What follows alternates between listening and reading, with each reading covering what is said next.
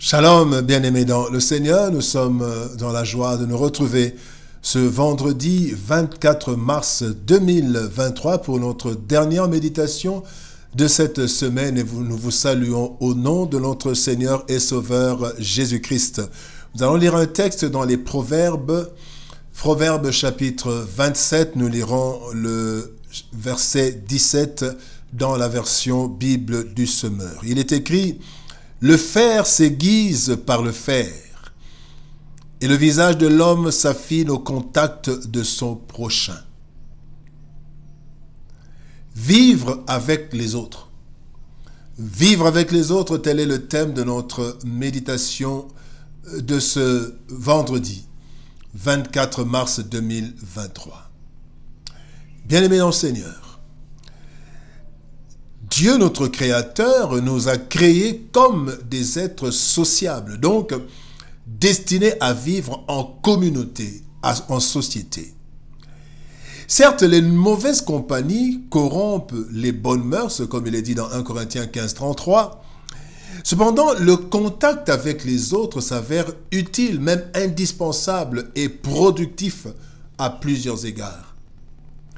Le texte de ce jour nous révèle que nous pouvons gagner au contact avec les autres en communauté, autant que le fer s'aiguise au contact avec un autre fer. Et sans le contact avec un autre fer, il s'émousse et devient inutile. Tirons quelques leçons de cette révélation divine. Première leçon, chaque humain est incomplet. Dans 1 Corinthiens chapitre 12, versets 17 à 18, il est dit: si tout le corps était un œil, comment ce corps entendrait-il? Et si tout le corps se réduisait à une oreille, où serait l'odorat? Dieu a disposé chaque organe dans le corps, chacun avec sa particularité, comme il l'a trouvé bon. Bien-aimé dans le Seigneur, chaque humain est incomplet. Nous avons besoin de ce qui se trouve dans les autres ou dans l'autre.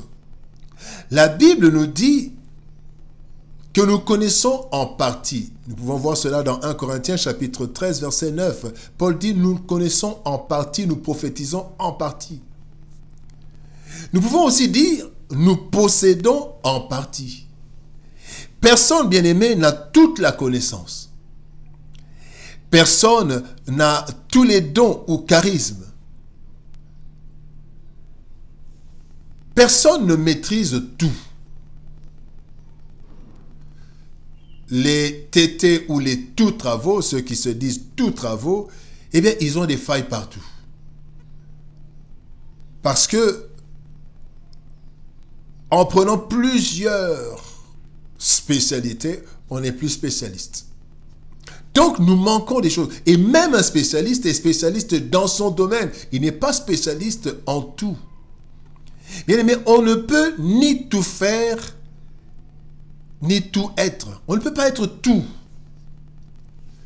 C'est ainsi que Dieu nous a créés, pour vivre en harmonie avec les autres qui ont en eux ce que nous n'avons pas et qui manquent de ce que nous possédons.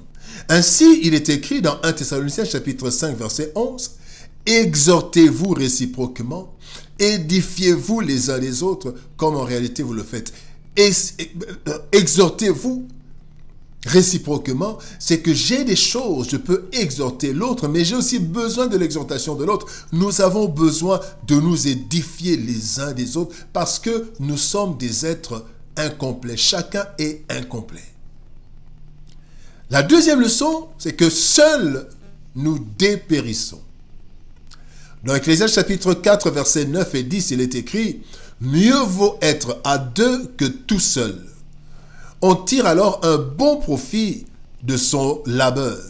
Et si l'un tombe, l'autre le relève. Mais malheur, écoutez, mais malheur à celui qui est seul. » La Bible dit: malheur à celui qui est seul.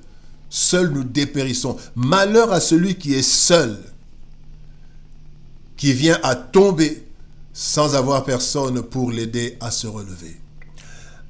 Bien-aimé, un morceau de bois qui se trouve dans le feu, quand on le retire du tas, eh bien ce morceau de bois finit par s'éteindre. La solitude nous conduit à la destruction graduelle. Pour bien vivre, nous devons recevoir et donner. Vous savez, quand nous avons un membre qui n'est pas utilisé, eh bien, ce principe dit qu'un membre non utilisé s'atrophie. Et un membre, bien-aimé, non nourri, finit par mourir. C'est comme ça que quand nous avons une partie du corps où le sang n'arrive pas, eh bien, cette partie va dépérir. C'est ainsi, bien-aimé, que nous devons aimer et rechercher et entretenir les contacts avec les autres au risque de dépérir. On ne peut pas vivre seul. Dieu, dans Genèse chapitre 2, verset 18, quand il dit qu'il n'est pas bon que l'homme soit seul, eh bien cela ne concerne pas seulement le mariage. Non. Les premiers chrétiens, d'ailleurs, la Bible nous dit dans Actes des Apôtres que les premiers chrétiens persévéraient dans la communion fraternelle. Très important, bien-aimés. Voyons la troisième leçon. La troisième leçon, c'est qu'il faut bien s'associer pour bien être aiguisé. Bien s'associer pour s'aiguiser. Dans Proverbes chapitre 13, verset 20, il est dit « Celui qui fréquente les sages devient sage. Mais celui qui se plaît avec les insensés s'en trouve mal. » Bien-aimés dans le Seigneur, dans la recherche des contacts pour s'enrichir mutuellement, nous devons être alertes et prudents. Voici quelques versets qui interpellent. Il est écrit dans le psaume 1er, verset 1er, « Heureux l'homme qui ne marche pas selon le conseil des méchants, qui ne s'arrête pas sur la voie des pécheurs et qui ne s'assied pas en compagnie des moqueurs. » Personne à éviter. Deuxième texte, 1 Corinthiens 15, 33 nous dit « Ne vous y trompez pas, les mauvaises compagnies corrompent les bonnes mœurs. » Troisième verset, 2 Timothée chapitre 3, verset 5. Il y aura des hommes ayant l'apparence de la piété, mais reniant ceux qui en fait la force. Éloigne-toi de ces hommes-là. En ne considérant que ces trois versets, bien-aimés, nous sommes interpellés par rapport au choix des personnes à côtoyer et avec qui se lier. Le fer aiguise le fer, mais attention, il faut éviter ceux qui peuvent briser le fer au lieu de l'aiguiser. Vivre avec les autres. Dans la vie, bien-aimés, nous apprenons des autres, car chacun est incomplet de la naissance à la mort. De même qu'une branche ne peut vivre seule, mais tire sa sève d'autres parties de l'arbre, nous devons savoir édifier et être édifiés. Chacun vient avec ce qu'il a et que les autres n'ont pas, mais il acquiert, bien-aimé, aussi ce que les autres ont, mais que lui ne possède pas. Comme dans le corps, chaque membre a besoin des autres. Nous avons besoin des autres pour nous aiguiser. Cependant, soyons prudents, car les mauvaises compagnies corrompent. Sachons nous associer à ceux qui nous édifient et sachons aussi édifier les autres. Prions le Seigneur. Éternel Père de gloire, toi qui nous dis aujourd'hui que le fer aiguise le fer, merci Seigneur de nous mettre en contact avec ceux qui peuvent nous édifier, mais aussi avec ceux qui ont besoin d'être édifiés par nous. Donne-nous, Seigneur, un esprit alerte et prudent, afin que nous ne nous associons pas avec ceux qui vont détruire notre avenir, ceux qui vont, Seigneur, au Dieu de gloire, rejeter, Seigneur, au Dieu de gloire, notre édification. Aide-nous à faire le bon choix. Donne-nous le discernement et conduis-nous en toutes choses.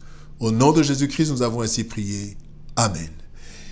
Bien-aimés dans le Seigneur, nous voici arrivés à la fin de notre méditation et aussi à la fin de notre semaine de méditation. Nous sommes le vendredi et nous allons nous retrouver le lundi. Ainsi que L'Éternel nous bénisse. Shalom à chacun de nous. Et nous nous retrouvons par la grâce de Dieu le lundi. Bon week-end.